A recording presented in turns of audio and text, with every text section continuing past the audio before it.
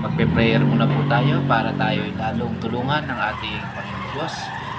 Father in heaven, thank you very much to all the blessing that we receive from you. May you please bless our barbershop, the name so-called Beryl Barbershop. May you please help us to continue to worship, render to you, Father in heaven. Protect to all harm and dangers, Father in heaven.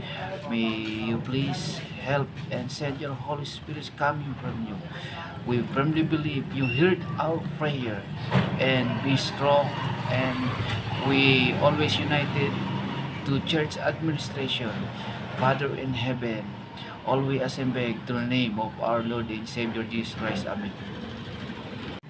Hello po, magandang gabi po. Ito po ang barbershop ko po. Yan po ang upuan, at yan po ang salamin, at yan po ang mga product po na mga pangkulay, mga pang-ribbon at mga panggupit po sa lalaki, babae. Yan, quality po, pang-paid, kahit ano po. At kung naghihintay po sa sobrang dami po ng customer minsan, ay komportable po sila, maayos po ang upuan. Yan. Yan. At nakakapagpahinga, metric pan pa po para di po sila mainitan. At kahit tanghali po, hindi mo mahirap po dito. Maayos po dito. At ito po ang reserva kong upuan habang nagre-relax po dito. Minsan kulay, ribbon. Yan. Dito po.